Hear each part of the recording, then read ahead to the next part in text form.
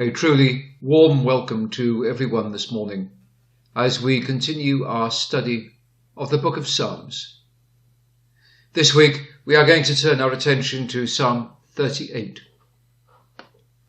May our thoughts, our words and our deeds be forever acceptable in your sight, O Lord, our strengthening rock and our Redeemer. The words of Psalm 38.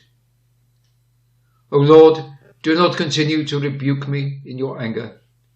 Do not continue to punish me in your raging fury. For your arrows pierce me, and your hand presses me down. My whole body is sick because of your judgment. I am deprived of health because of my sin. For my sins overwhelm me. Like a heavy load, they are too much for me to bear. My wounds are infected and starting to smell because of my foolish sins. I am dazed and completely humiliated.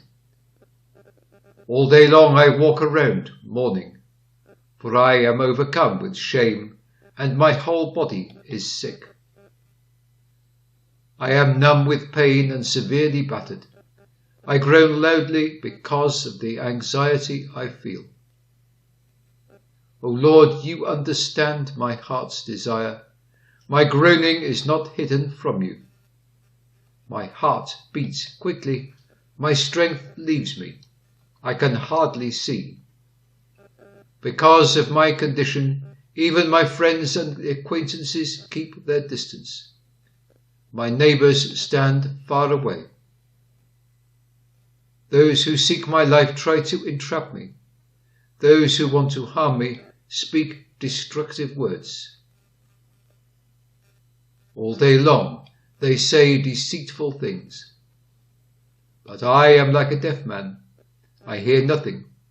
I am like a mute who cannot speak.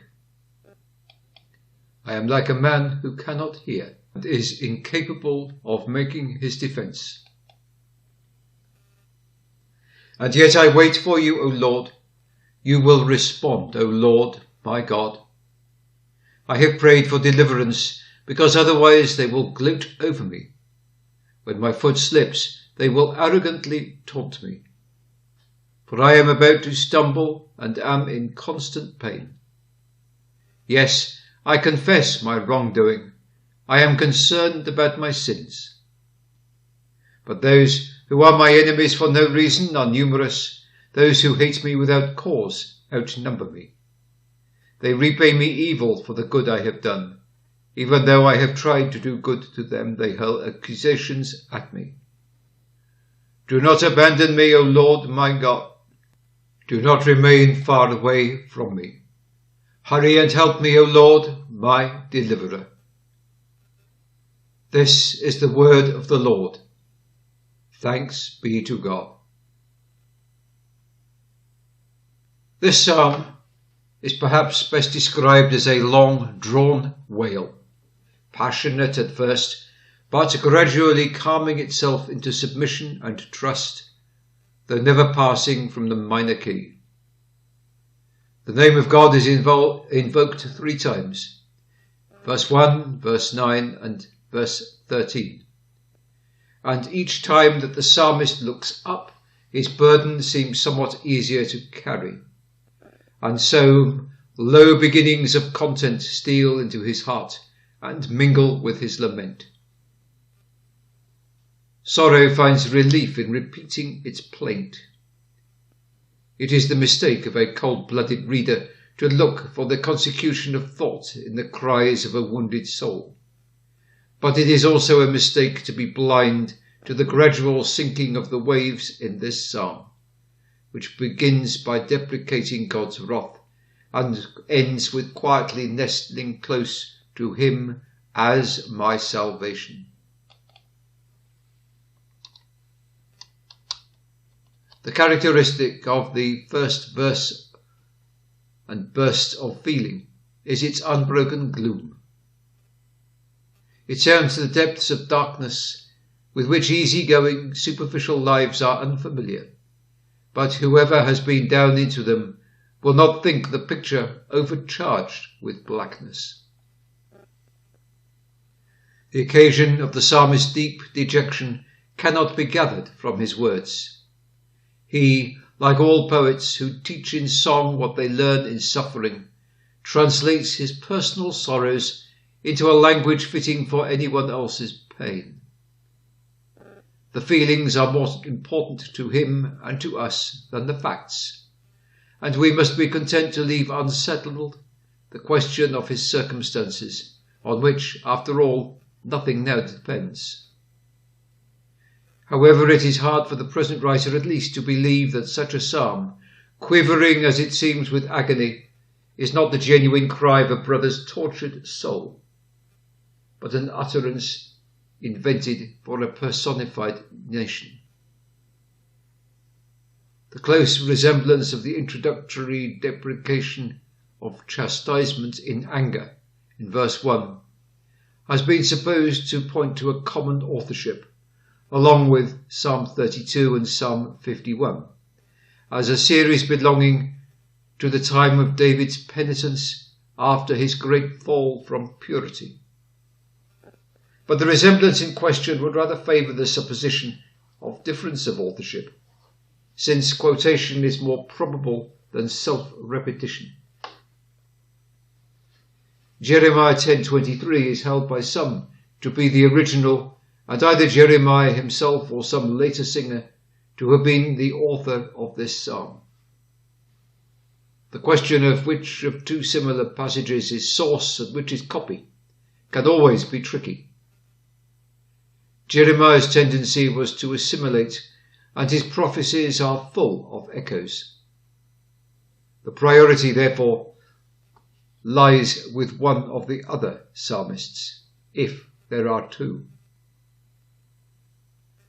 The first part of the psalm is almost entirely occupied with the subjective aspects of the psalmist's affliction, and there are three elements which are conspicuous: God's judgments, the singer's consciousness of sin, and his mental and probably physical sufferings.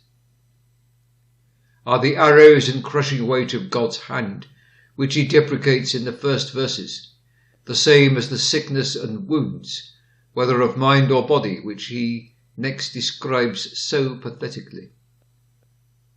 They may be taken to be so, but the language of the section and the contents of the remainder of the psalm point to a distinction made between them. It would seem that there are three stages, not two, as that interpretation would have it. Unspecified calamities, recognized by the sufferer as God's chastisement, have roused his conscience, and its gnawing has superinduced mental and bodily pain. The terribly realistic description of the latter may indeed be figurative, but it is more probably literal. The reiterated synonyms for God's displeasure in verses 1 and 3 show how all the aspects of that solemn thought are familiar. The first words are regarded as an outburst or explosion, like a charge of dynamite. The second as a glowing or igniting. The third effervescent, bubbling like lava in a crater. The metaphors for the effects of the anger in verse 2 deepen the impression of its terribleness. It is a fearful fate to be the target of God's arrows, but it is far worse to be crushed under the weight of his hand. The two forms of representation refer to the same facts, most assuredly, but make a climax. The verbs in verse 2 are from the same one root, meaning to come down or lie upon. In the first part of the verse, the word is reflexive and represents the arrows as endowed with volition hurling themselves down. They penetrate with force proportionate to the distance they have fallen, as a meteoric stone might bury itself in the ground. Such being the wounding, crushing power of divine anger, its effects on the psalmist are spread out before God in the remaining part of this first division, with a plaintive reiteration. The connection with a quickened conscience discerns between sorrow and sin, being strikingly set forth in verse 3, in your indignation and my sin, being the double fountainheads of bitterness. The quivering frame first felt the power of God's anger, and then the awakened conscience turned in and discerned the occasion of the anger. The three elements which we have distinguished are clearly separated here, and their connection laid bare. The second of these is the sense of sin, which the psalmist feels as taking all peace or well-being out of his bones, as a flood rolling its black waters over his head, as a weight beneath which he cannot stand upright, and again as foolishness, since its only effect has been to bring him not what he hoped to win by it, but this miserable plight. Then he pours himself out with the monotonous repetition so natural to self-pity, in a graphic accumulation of pictures of disease, which may be taken as symbolic of mental distress, but are better understood literally. With the whole, Isaiah 1 verses 5 and 6 should be compared, and nor should the partial resemblances of Isaiah 53 verses 1 to 12 be overlooked. No fastidiousness keeps the psalmist from describing offensive details. His body is scourged and livid, with multicoloured swollen scars from the lash, and these discharge the most foul-smelling matter. With this, compare Isaiah 53 verse 5. His scars, the same word is used. Whatever may be thought of the other physical features of suffering, this most surely be figurative. Contorted in pain, bent down by weakness, dragging himself wearily with the slow gait of an invalid, squalid in attire, burning perhaps with inward fever, diseased in every tortured atom of flesh, he is completely worn out and broken. The same word though it is translated as bruised in Isaiah 53:5. Inward misery, the cry of the heart, which must have outward expression, and with Eastern vehemence in utterance of emotion, which Western reticent prefers to let gnaw in silence at the roots of life. He roars aloud because of the groaning of his heart.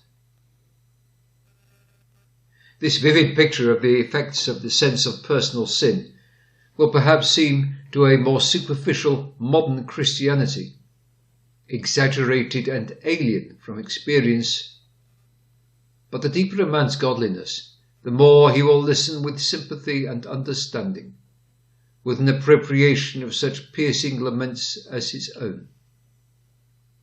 Just as few of us are dowered with the sensibilities so keen as to feel what poets feel, in love or hope, or delight in nature with power to express the feelings and yet can recognize in their winged words the heightened expression of our own less full emotions.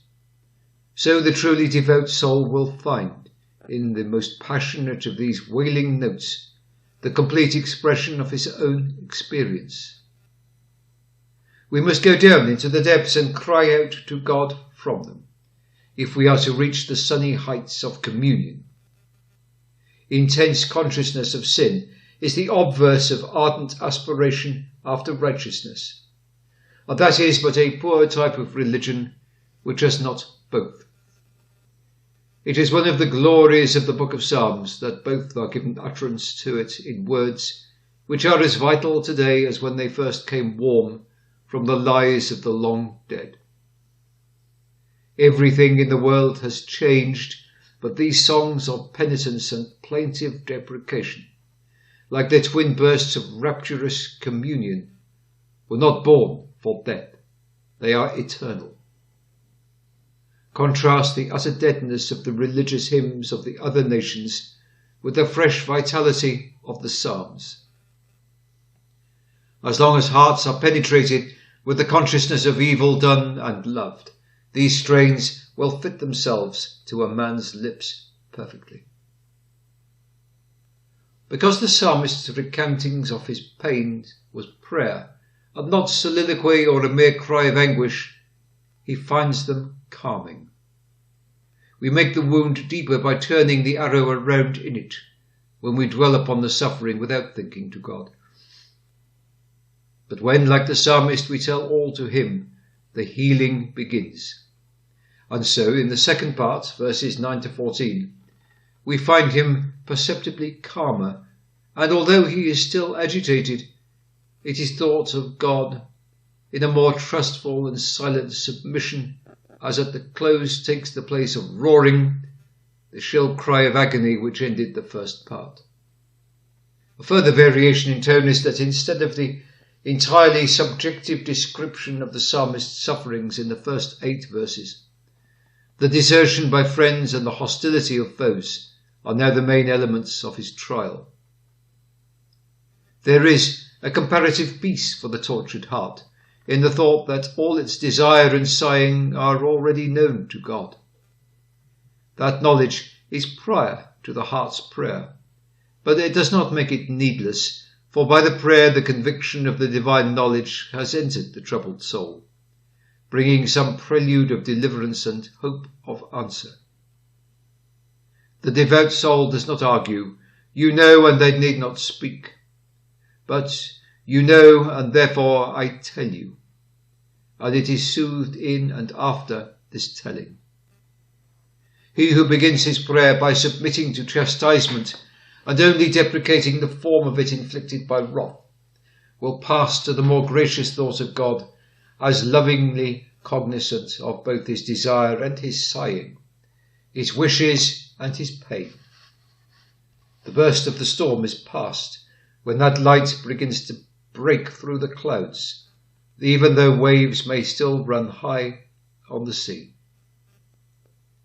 How high they still run is plain from the immediate recurrence of the strain of recounting the singer's sorrows.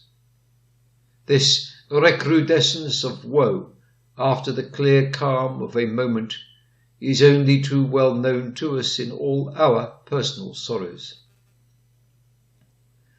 The psalmist returns to speak of his sickness in verse 10, which is really a picture of syncope or fainting. The heart's action is described by a rare word, which in its root means to go round and round, and is here in an intensive form expressive or violent motion, possibly being regarded as a diminutive rather than an intensive expression of the thinner though quicker pulse. Then come collapse of strength and failure of sight. But this echo of the first part of the psalm immediately gives place to the new element in the psalmist's sorrow, arising from the behaviour of friend and foe.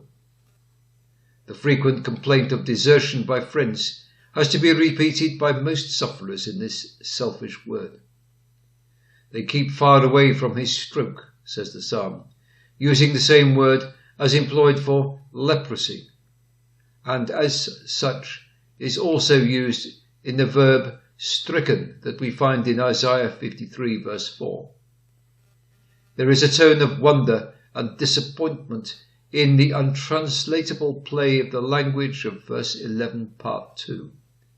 My near relations stand afar off. Kin are not always kind. Friends have deserted because foes have beset him. Probably we have here the facts in which the previous parts are conceived of as the arrows of God.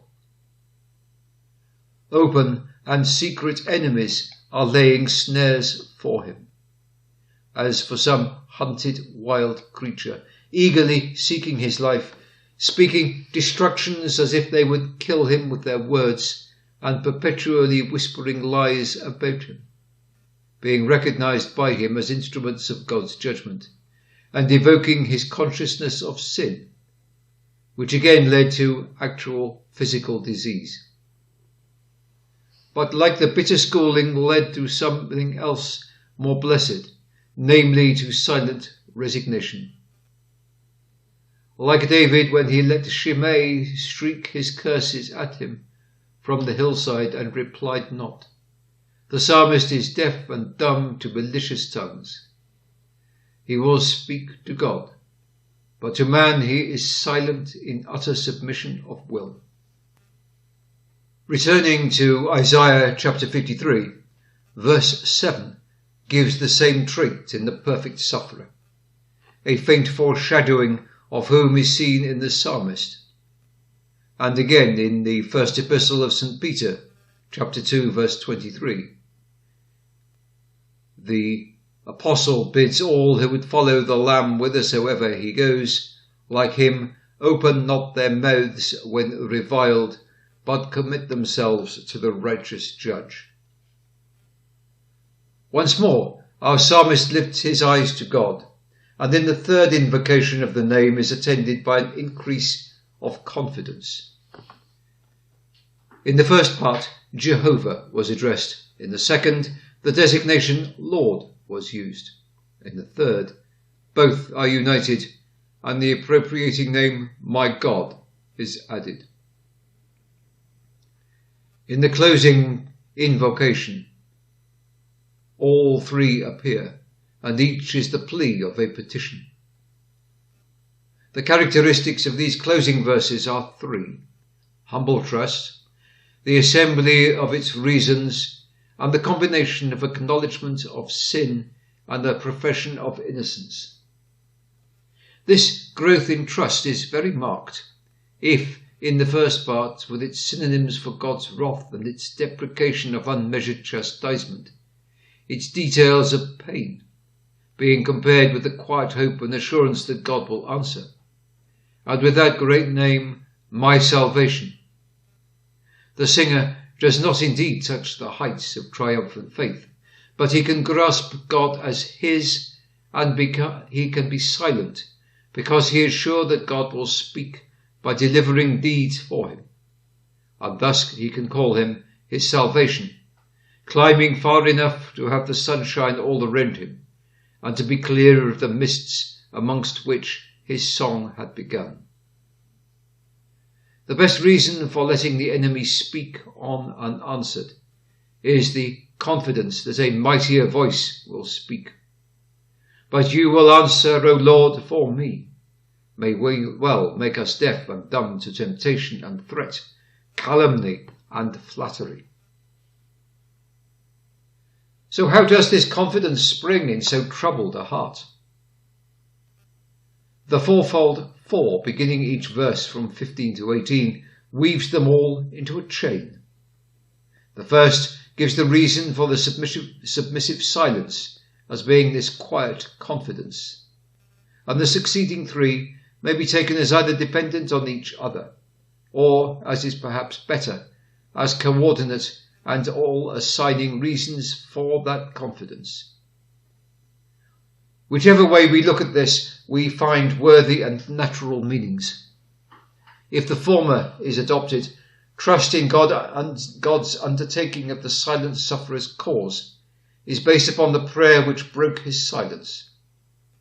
Dumb to men, he had breathed to God his petition for help, but had buttressed it with his plea, lest they rejoice over me, and he seriously feared they would, because he knew that he was ready to fall, and had ever before in him the pain, and that because he felt himself forced to lament and confess his sin. However, it seems to yield an even richer meaning if the 4s be regarded as coordinate. Then they become a striking and most instructive example of faith's logic, the ingenuity of pleading which finds encouragement in discouragement. The suppliant is sure of an answer because he has told God his fear, and yet again because he is so near falling and therefore needs help so much, and yet again because he has made a clean breast of his sin. Trust in God's help, distrust of himself, consciousness of his weakness, and penitence make anything possible, rather than the prayer which embodies them should be flung up to an unanswering God. They are prevalent pleas with him, in regard to which he will not be as a man that does not hear, and in whose mouth there is no reply. There are grounds of assurance to the one who prays with an open heart. The juxtaposition of consciousness of sin in verse 18 with the declaration that love of good was the cause of being persecuted brings out the twofold attitude with regard to God and men, which a devout soul may permissibly and sometimes must necessarily assume. They may be the truest sense of sinfulness, along with a clear-hearted affirmation of innocence with regard to men, and the conviction that it is good and goodwill to them, not evil in the sufferer, which makes him the butt of hatred. Not less instructive is the double view of the same facts presented in the beginning and the end of the psalm. They were to the psalmist first regarded in the first part as God's chastisement in wrath, and we read of his arrows and heavy hand because of sin. Now they are men's enmity because of his love of good. Is there not an entire contradiction between these two views of suffering, its cause and source? Certainly not, but rather the two views differ only from the angle of vision, and may be combined like stereoscopic pictures into one rounded and harmonious whole. To be able to so combine them is one of the rewards of such pleading trust as breathes its plaintive music through our psalm today, and awakens responsive notes in our devout hearts right now. Glory be to the Father, and to the Son, and to the Holy Spirit, as it was in the beginning, is now, and ever shall be, world without end. Amen.